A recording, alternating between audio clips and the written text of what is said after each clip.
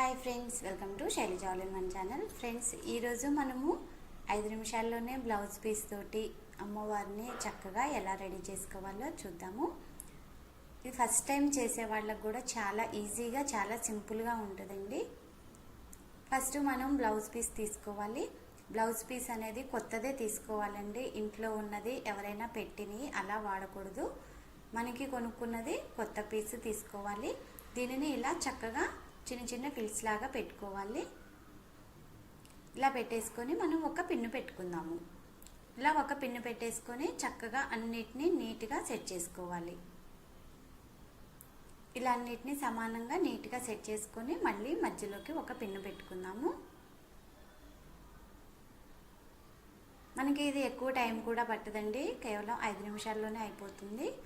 మనకి చీరలు కట్టడం రాని వాళ్ళకి అమ్మవారికి ఇలా బ్లౌజ్ తోటి చేసుకోవచ్చు. మధ్యలో పిన్ను పెట్టుకొని పక్కన పెట్టుకొని ఆ తర్వాత మనం ఒక స్టూల్ లాంటిది కానీ ఒక టేబుల్ ఏదైనా మనం అమ్మవారిని పెట్టాలి అనుకునే దాని మీద ముగ్గు వేసుకొని బియ్యం పిండితోటి ఆ తర్వాత ఒక క్లాత్ వేసుకొని ఆ తర్వాత బియ్యం పోసి మళ్ళీ ఒక ప్లేట్లోకి బియ్యం తీసుకొని పెట్టేసి ఆ ప్లేట్లో మళ్ళీ మనం ఏదైతే అమ్మవారిని పెట్టాలనుకుంటాం కదా ఆ బేస్ తీసుకొని అందులో కూడా నిండా బియ్యం పోసి పెట్టుకోవాలి. అది మనకి చెంబు కానీ చిన్న తెపాలు కానీ ఇలా పెట్టుకోవచ్చు.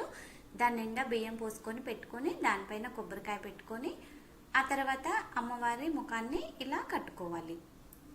అమ్మవారి ముఖానికి అటు ఇటు హోల్స్ ఉంటాయండి. అందులో నుంచి థ్రెడ్ తీసుకొని మనం ఇలా వెనక్కి ముడి వేసుకోవాలి. ఇలా ముడి వేసుకొని ఆ తర్వాత మనం ఇందాక రెడీ చేసి పెట్టుకున్న బ్లౌజ్ పీస్ని చక్కగా ఇలా వేసుకోవాలి. ఇలా వేసుకొని ఆ తర్వాత మధ్యలోకి పిన్ను పెట్టుకోవాలి.